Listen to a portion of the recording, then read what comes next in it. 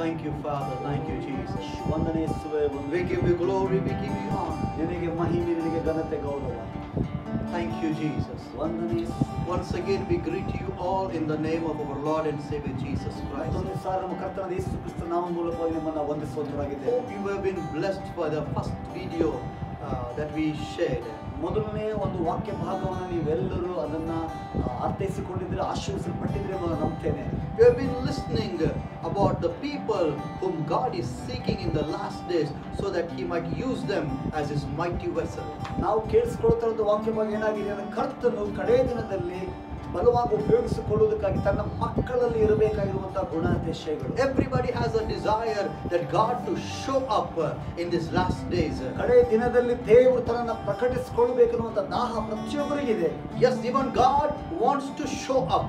ಕರ್ತನಿಗೂ ಸಹ ತನ್ನನ್ನು ಪ್ರಕಟಪಡಿಸುವಂತ ಆಸೆ ಇದೆ. But He is seeking for vessels, those who are prepared. ತಯಾರಿಸಲ್ಪಟ್ಟಂತ ಪಾತ್ರೆಗಳನ್ನ ಕರ್ತನು ಹುಡುಕ್ತಾ ಇದ್ದಾನೆ. And that's what we have been listening, that what kind of people God is seeking in this last ನಾವು days. ಧ್ಯಾನ ಮಾಡುತ್ತಿರುವ ವಿಷಯ ಅದೇ ಆಗಿದೆ, ಕಡೇ ದಿನದಲ್ಲಿ ದೇವರು ಎಂತ ಜನರನ್ನ ಹುಡುಕ್ತಾ ಇದ್ದಾನೆ ಎಂಬುದಾಗಿ. And we have seen the first point in the book of Acts chapter 6. ಅಪೊಸ್ತಲರ ಕೃತ್ಯ 6ನೇ ಅಧ್ಯಾಯದಲ್ಲಿ ನಾವು When you ನೋಡಿಕೊಂಡಿದ್ದೇವೆ. read from verses 3 to 6, 3ನೇ ವಚನದಿಂದ 6ರವರೆಗೆ ಓದುವಾಗ there are three things which are written. ಅಲ್ಲಿ 3 ವಿಷಯಗಳು ಹೀಗೆ ಬರೆಯಲ್ಪಟ್ಟಿದೆ. What was that in that early church where God could move so powerfully in the middle of challenges and persecution?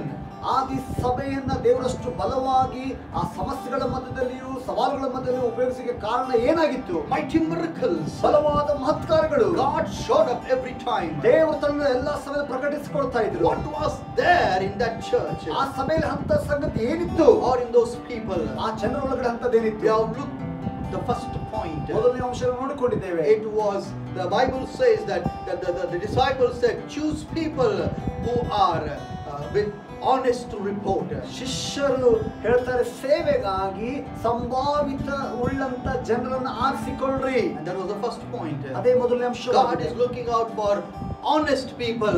ದೇವರು ಸಂಭಾವಿತರು, ಪ್ರಾಮಾಣಿಕ ಜನರನ್ನು ಹುಡುಕ್ತಾ ಇದ್ದಾನೆ. Not just holy people. ಬರೀ ಪರಿಶುದ್ಧರು ಮಾತ್ರ ಅಲ್ಲ. Not powerful people. ಬಲವುಳ್ಳವರು ಮಾತ್ರವಲ್ಲ. Honest people. ಪ್ರಾಮಾಣಿಕರು, ಸಂಭಾವಿತರು. And now we are going to look at the second point. ಈಗ ಮತ್ತು ನಾವು ಎರಡನೇ ಅಂಶವನ್ನು ನೋಡಿಕೊಳ್ಳಿಕ್ಕಿದ್ದೇವೆ. Not only honest people, ಬರೀ ಸಂಭಾವಿತರಾಗಿದ್ರೆ ಸಾಲದು.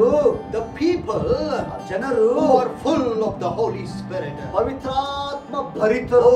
Even as we look into the second point, ನಾವು ಎರಡನೇ ಅಂಶ ಹೋಗಲಿಕ್ಕೆ shall ಮುಂಚಿತವಾಗಿ we just sing a song and worship our God? ಕರ್ತನಿಗೆ ಒಂದು ಹಾಡನ್ನು ಹಾಡಿ ನಾವು ಆರಾಧಿಸೋಣವೇ? Shall we just invite God in this place? ಈ ಒಂದು ನಮ್ಮ ಮಧ್ಯದಲ್ಲಿ ಕರ್ತನ ನಾವು ಸ್ವಾಗತಿಸೋಣವೇ? Hallelujah. We Hallelujah. give you glory, O God. ಕರ್ತನಿಗೆ ಮಹಿಮೆ. Come on, wherever you are, just lift up your hands and ಯಾವುದೇ worship Him. ಸ್ಥಳದಲ್ಲಿ ಇರಬಹುದು, ಈ ಸಮಯ ಕೈ ಎತ್ತಿ ಕರ್ತನ Hallelujah, ಆರಾಧಿಸೋಣ.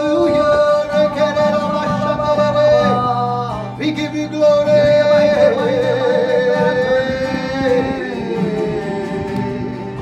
We worship you, Lord. ಆರಾಧಿಸುತ್ತೇವೆ ಕರ್ತನೇ. Come on. ಎಲ್ಲರೂ ಆಡಿಸೋಣ. Holy, holy, are you, Lord God Almighty. Worthy is the Lamb, worthy is the Lamb. You are holy. Come on, church. Holy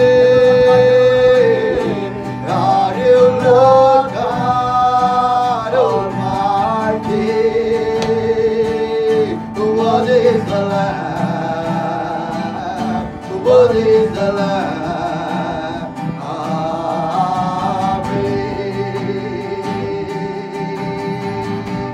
Come on, sing Shuddha. Shuddha, Shuddha, Sarva Shuddha, Nanakatha. Nine Yogenu, Nine Yogenu, Nine Yogenu, Nine Shuddha, Shuddha, Sarva Shuddha, Nanakatha. Nine Yogenu, Nine Yogenu,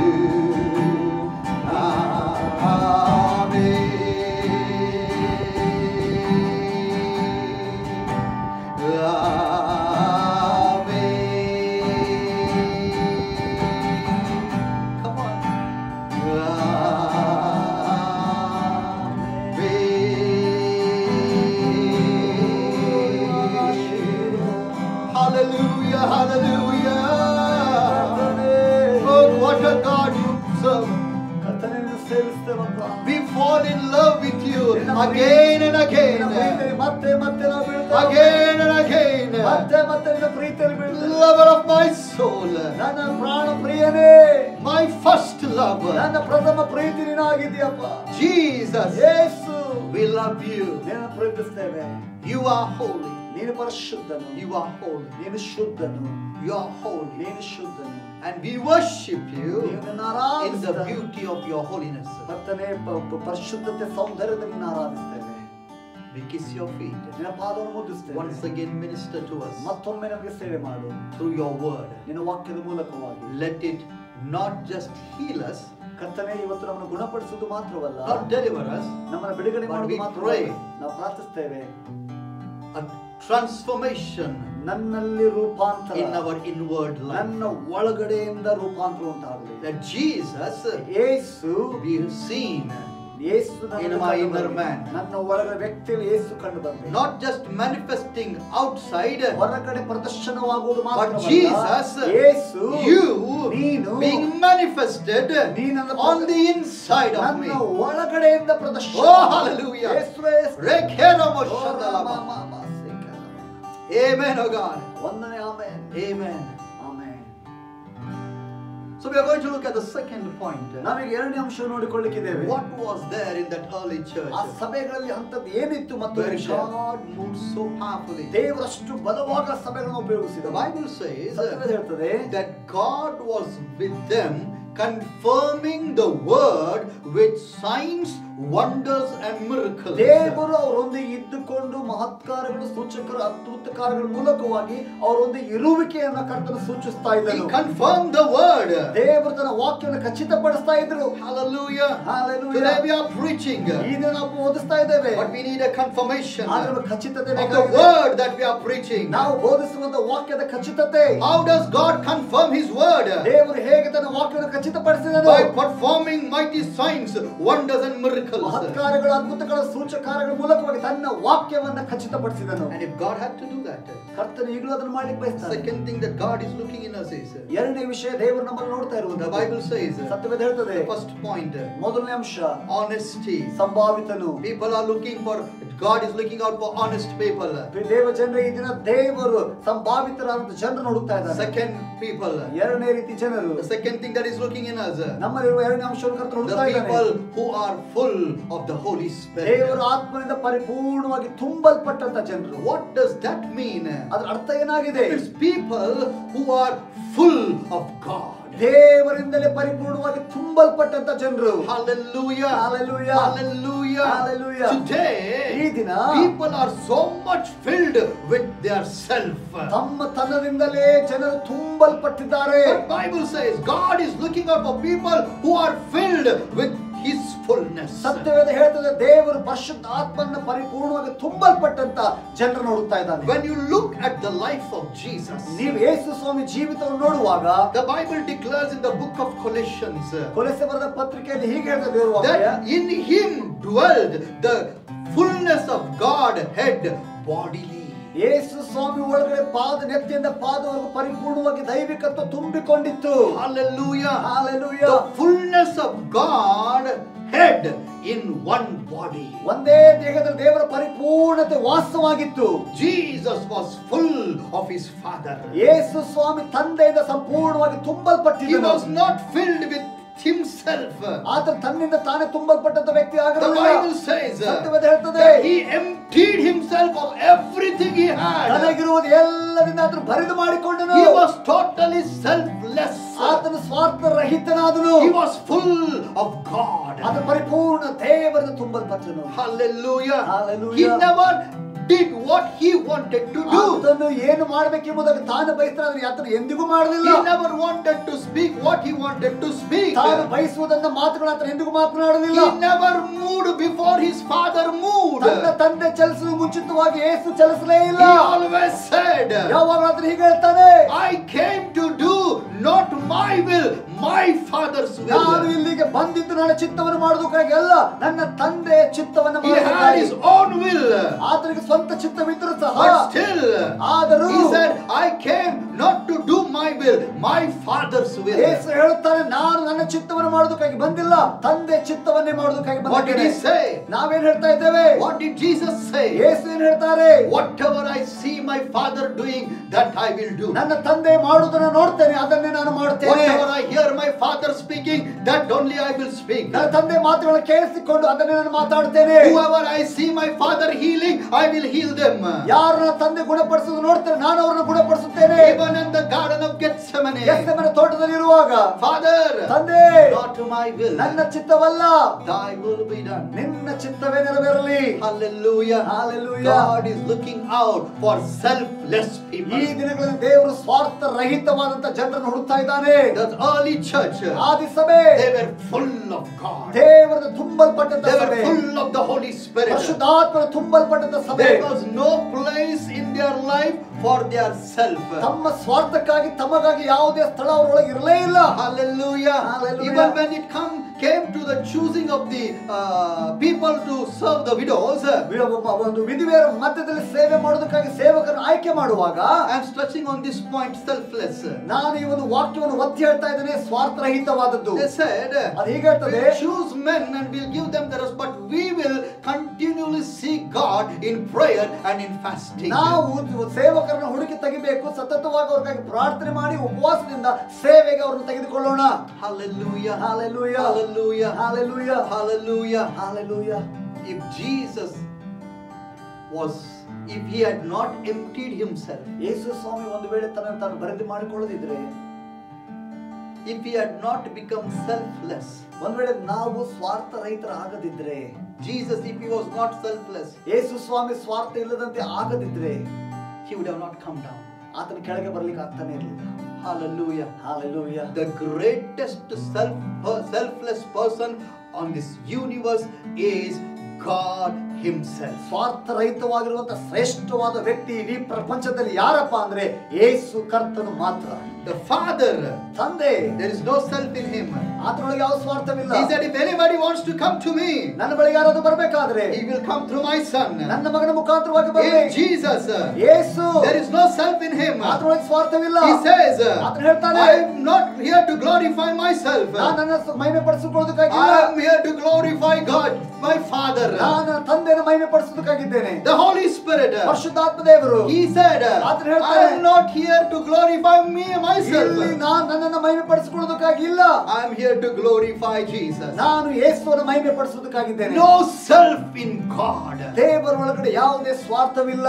Selfless. ಸ್ವಾರ್ಥರಹಿತವಾದ ದೇವರು. Hallelujah. Hallelujah. Such people God is looking ಎಂತ after. ರೀತಿಯುಳ್ಳಂತ ಜನರನ್ನು ಕರ್ತನ ಇದರಲ್ಲಿ ಹುಡುಕ್ತಾ ಇದ್ದಾನೆ. Hallelujah. Hallelujah. When you look at Apostle Paul, ನೀವು ಅಪೊಸ್ತಲ ಪೌಲನನ್ನು ನೋಡುವಾಗ, he said, ಆತನು ಹೇಳ್ತಾನೆ, not I, ನಾನಲ್ಲ, Christ lives in me. ನನ್ನಲ್ಲಿ ಕ್ರಿಸ್ತನು ಜೀವಿಸುತ್ತಾನೆ. Whatever things are gained for me, ನನಗಾಗಿ ಏನೆಲ್ಲ ಸಂಪಾದನೆ ಮಾಡಿದ್ದೇನೋ, I count it as dung, ಅದನ್ನು ನಾನು ಕಸ ಎಂಬುದಾಗಿ ಎಣಿಸ್ತೇನೆ. that I might know him, ನಾನು ಆತನನ್ನು ತಿಳಿದುಕೊಳ್ಳಬೇಕು, that I might possess him. ಆತನಿಂದ ನಾನು ತುಂಬಲ್ಪಡಬೇಕು. This is what the early church had. ಇದು ಆದಿ ಸಭೆಯಲ್ಲಿ ಇದ್ದಂತ ಒಂದು ಹೃದಯದ ಬಡಿತ ಆಗಿದೆ. Hallelujah. Hallelujah. There was nothing of themselves. ಅದಕ್ಕಾಗಿ ಅವ್ರ ಒಳಗಡೆ ಸ್ವಾರ್ಥ ಅನ್ನುವುದು ಇಲ್ಲವೇ ಇಲ್ಲ. ತಮ್ಮದನ್ನುವಂಥದ್ದಿಲ್ಲವೇ. ತಮ್ಮದನ್ನುವಂಥದ್ದು ಏನೂ ಇಲ್ಲ.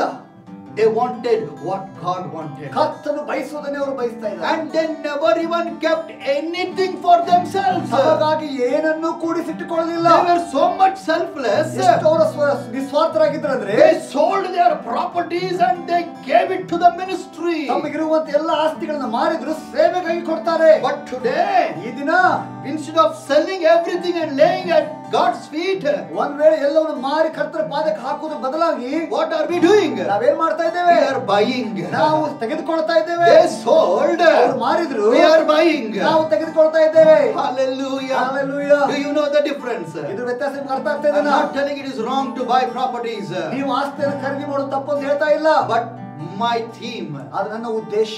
to be selfless. ನಿಸ್ವಾರ್ಥವಾಗಿರಿ. They did not keep anything for themselves. ತಮಗಾಗಿ ಏನನ್ನು ಇಟ್ಟುಕೊಳ್ಳಿಲ್ಲ. They gave it up for God. ಎಲ್ಲವನ್ನು ಕರ್ತನಿಗಾಗಿ ಕೊಡ್ತಾರೆ. And even the very life that you have received, ನೀವು ಹೊಂದಿಕೊಳ್ಳುವ ಅದೇ ಒಂದು ಜೀವಿತವನ್ನ, why?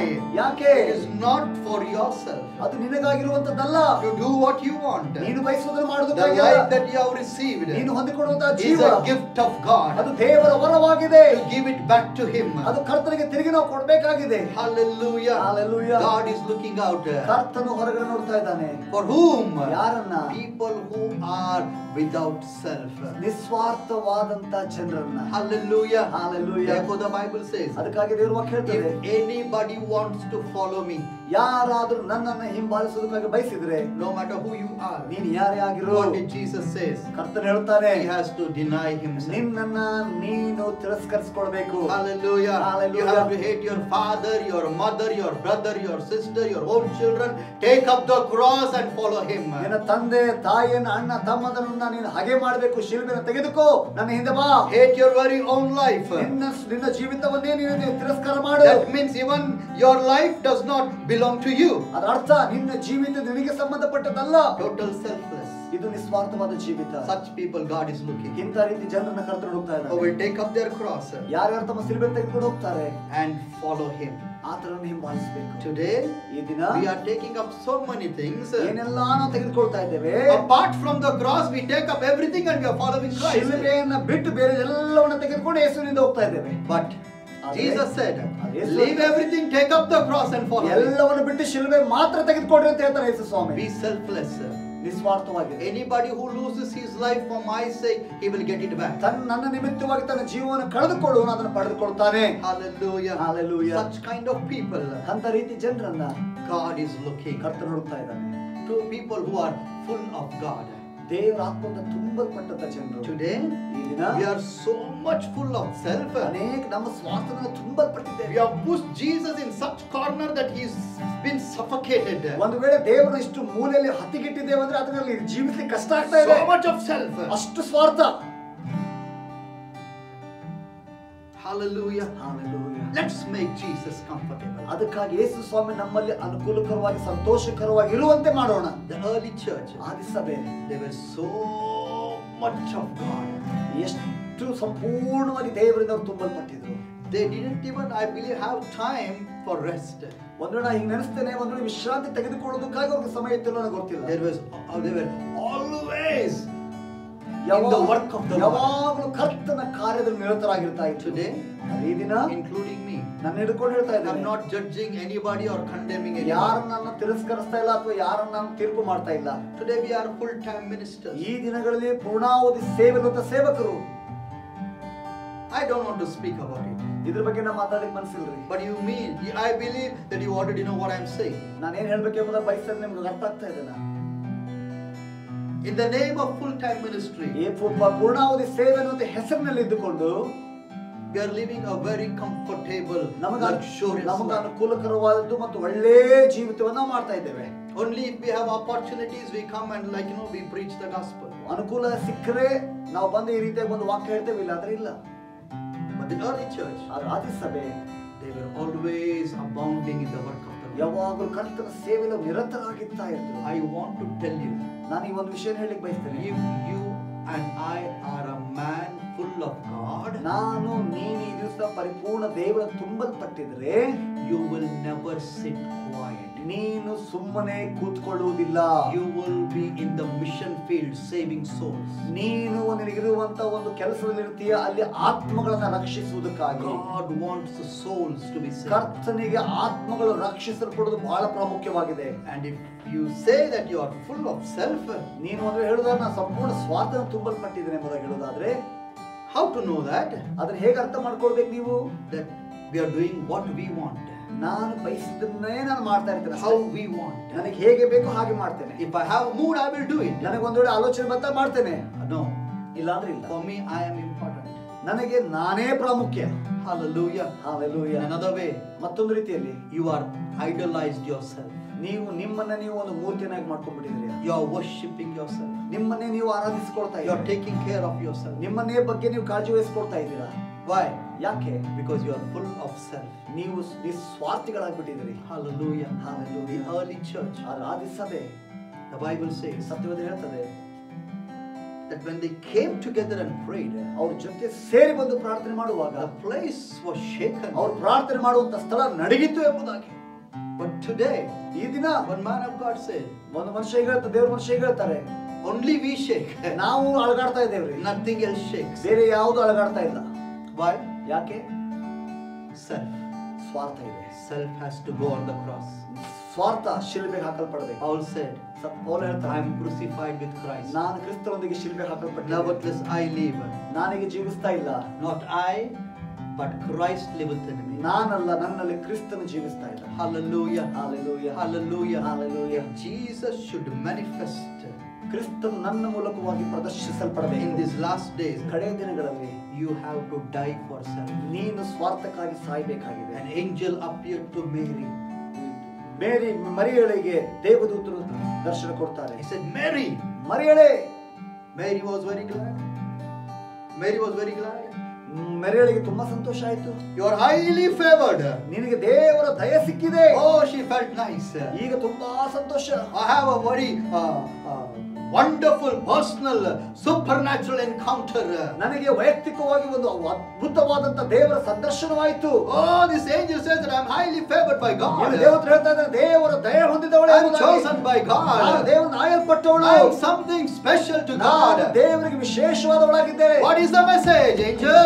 ದೇವದೂತನೇ, ಏನು ಸಂದೇಶ ತಂದಿದ್ದೀಯಾ? Mary, ಮರಿಯಳೇ, you are going to be with child. ನೀನಿಗೆ ಒಂದು ಮಗು ಆಗ್ಲಿಕ್ಕಿದೆ. All that supernatural feeling disappeared. ಈಗ ಎಲ್ಲ ವಿಶೇಷವಾದ ಸ್ಪೆಷಲ್ ಎಲ್ಲ ಆಲೋಚನೆಗಳು ಬಿದ್ದೋಗ್ಬಿಡ್ತೀರಿ. She thought something, ಆಕೆ ಏನೋ ಆಲೋಚನೆ ಮಾಡಿದ್ಲು, but something the angel is speaking. ಆದ್ರೆ ದೇವತರು ಬೇರೆ ಏನೋ ಮಾತಾಡ್ತಾ ಇದ್ದಾರೆ. That you will become pregnant. ಈಗ ನೀನು ಮಗುವನ್ನು ಧರಿಸಲಿಕ್ಕಿದೆಯಾ? So many things he spoke. ಇವೆಲ್ಲ ಅನೇಕ ವಿಷಯಗಳು ಮಾತಾಡ್ತಾರೆ. What happened? ಏನಾಗ್ತದೆ? Mary said, ಮರಿಯಳು ಹೇಳ್ತಾಳೆ, God, ದೇವ್ರೇ, I don't know a man. ನನಗೆ ಪುರುಷರ ಅರ್ಥವಳು ನಾನಲ್ಲ. And do you know what you are saying? ನೀನು ಏನು ಮಾತಾಡ್ತಿದ್ದೀಯ ನಿನಗೆ ಗೊತ್ತಾ? If somebody comes to know, ಇದು ಯಾರಿಗಾದ್ರೂ ತಿಳಿದು ಬಂದ್ರೆ they will stone me to death. ನಾನು ಸಾಯುವಂತೆ ಕಲ್ಲೆಸೆದು ಕೊಲ್ತಾರೆ. Okay, Lord. ಆಯ್ತು ಸ್ವಾಮಿ. I may somehow say yes. ನಾನು ಹೇಳ್ತೇನೆ ಹೌದೆಂಬುದಾಗಿ. But how many months can I hide that? ಎಷ್ಟು ತಿಂಗಳು ಅದನ್ನು ನಾನು ಮರೆಮಾಚಬಹುದು? It will come out. ಅದು ಹೊರಗಡೆ ಬರ್ತದೆ. My stomach may bulge. ನನ್ನ ಹೊಟ್ಟೆ ಹೊರಗಡೆ ಬರ್ತದೆ. People may ask me, ಜನರು ಕೇಳ್ತಾರೆ, how did you become pregnant? ಹೇಗೆ ನೀನು ಮಗು ಬರ್ತದೆ? You are not yet married. ನಿನಗೆ ಮದುವೆ ಆಗಿಲ್ಲ. Hallelujah. Hallelujah. But Mary said, ಮರಿಯಳು ಹೇಳ್ತಾಳೆ, I will die for myself, Lord, ನನಗಾಗಿ ನಾನು ಸಾಯ್ತೇನೆ ಸ್ವಾಮಿ, for your sake. ನಿನಗೋಸ್ಕರ. It's not what I want. ನಾನು ಬಯಸುವುದು ನನಗೆ ಬೇಕಾಗಿಲ್ಲ ಸ್ವಾಮಿ. What you want. ನೀನು ನನ್ನಿಂದ ಏನು ಬಯಸ್ತೀಯ ಅದನ್ನು ನಾನು ಮಾಡ್ತೇನೆ. She said to that angel, ದೇವದೂತರಿಗೆ ಮರಿಯಳು ಹೇಳ್ತಾಳೆ, be it unto me, Lord, according to your word. ನಿನ್ನ ಮಾತಿನಂತೆ ನನಗಾಗಲಿ. She was ready to risk her life. ತನ್ನ ಜೀವಿತದಲ್ಲಿ ಗಂಡಾಂತರದ ಹಾಕುವುದಕ್ಕಾಗಿ ಸಿದ್ಧಳಾಗಿದ್ದಾಳೆ. The early church were ready to risk their life. ಆದಿ ಸಭೆ ತಮ್ಮನ್ನ ಗಂಡಾಂತರಕ್ಕೆ ಒಳಪಡಿಸಿಕೊಳ್ಳೋದಕ್ಕಾಗಿ ಸಿದ್ಧರಾಗಿದ್ರು. Why? ಯಾಕೆ? They were full of God. ಯಾಕೆ? ದೇವರ Only ತುಂಬಲ್ಪಟ್ಟವರು. the people who are full of God, ದೇವರ ತುಂಬಲ್ಪಟ್ಟವರು ಮಾತ್ರ, only the people who are selfless ನಿಸ್ವಾರ್ಥ ಉಳ್ಳಂತ ಜನರು ಮಾತ್ರ can take a risk for God. ದೇವರಿಗಾಗಿ ಅವರು ಕಾಳಜಿಯನ್ನು ಅಥವಾ ಒಂದು ಗಂಡಾಂತರವನ್ನು ಎದುರಿಸುವುದಕ್ಕಾಗಿ ಸಿದ್ಧರಾಗ್ತಾರೆ. Such people God will use. ಇಂಥ ರೀತಿಯಾದ ಜನರನ್ನು ಕರ್ತರು Through ಉಪಯೋಗಿಸಲಿಕ್ಕಿದ್ದಾರೆ. such people, ಇಂಥ ಜನರ ಮುಖಾಂತರವಾಗಿ Jesus will be seen. ಕರ್ತನು ಪ್ರದರ್ಶಿಸಲ್ಪಡ್ತಾರೆ. Because Mary was selfless. ಮರಿಯಳು ನಿಸ್ವಾರ್ಥಳಾಗಿದ್ದಳು. She was ready to take the risk. ಆಕೆ ಒಂದು ಗಂಡಾಂತರವನ್ನು ಎದುರಿಸುವುದಕ್ಕಾಗಿ ಸಿದ್ಧಳಾದಳು. Jesus was manifested. ಯೇಸು ಸ್ವಾಮಿ ಆಕೆಯಿಂದ ಹೊರಗಡೆ ಬರ್ತಾನೆ. Jesus was introduced to the world. ಯೇಸು ಸ್ವಾಮಿ ಆಕೆ ಮುಖಾಂತರವಾಗಿ ಲೋಕಕ್ಕೆ So many ಪ್ರದರ್ಶಿಸಲ್ಪಡ್ತಾನೆ. examples. ಅನೇಕಿಂತ ಉದಾಹರಣೆಗಳಿವೆ. Shadrach, Meshach, Abednego, Shadrach, Meshach, Abednego, Daniel.